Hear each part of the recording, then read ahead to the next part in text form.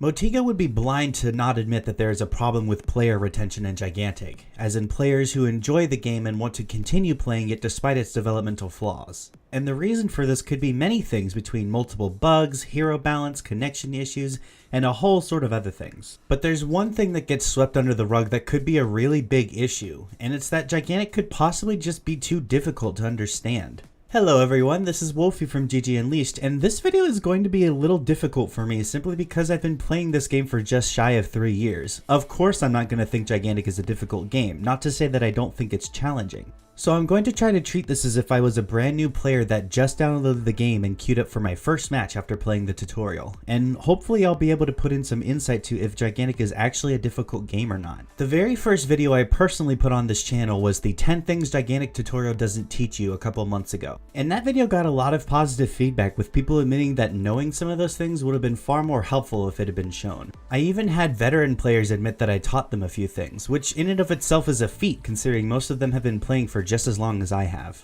A lot of information in most of my videos is either stuff that I had to ask developers or something that I had to dig through months of patch notes to find, and I'll even admit that some of those things might not even be true anymore with recent changes, and even then there's still so much happening at once that the first game is beyond overwhelming. And to prove my point, what do all these characters do? What does all this mean? Is this a good team comp? Does team comp even matter? Where do I go? I should be hitting this thing, right? What do I summon here? Where is my team? Should I be attacking someone specific or do I just hit everyone? Why is this person not moving? This is good, right? Why did no one die? What do these skills even mean? Why is everyone so fast? I can't keep up with anybody. Where am I? What is this thing? Am I doing it right yet? Why isn't my health coming back? What do my abilities do again? What the hell just killed me? What the fuck is going on?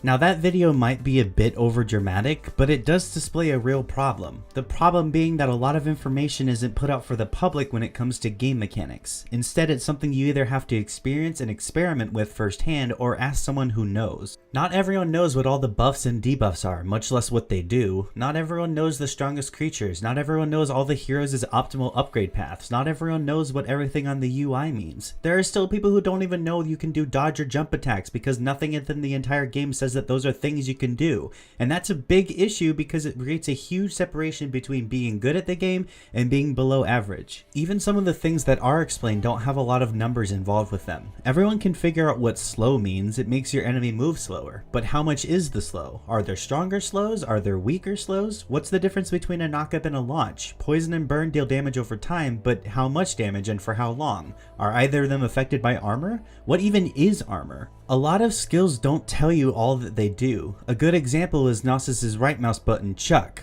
Chuck. Throw a spear. Okay. Cool. What does that mean? How far does it go? What's the cooldown? How much damage does it do? It doesn't tell you any of that. Of course there are exceptions to these examples and upgrades, but that doesn't make it okay. Most players don't even know how much health their favorite hero has. I dare you to ask your duo partner, and I'm willing to bet that 95% of people's answers will be, I have no idea. There needs to be some kind of database where all this information is held within the game itself, not something that's created by fans that had to be mined out. Gigantic is too complicated of a game on the surface level for the developers to just cop out basic information for the sake of a simplified look and feel. A lot of stuff is understandably overwhelming from an outsider's perspective because so much is happening all at once. Gigantic is a fast-paced game and it always has been, so information needs to be more upfront and presented so that players can go into a game and have a basic idea of what they're supposed to be doing, not just achievements for victories but also consequences for mistakes. Whoever coined the phrase knowledge is power was correct, because the team with knowledge of how the game mechanics works will have a huge advantage.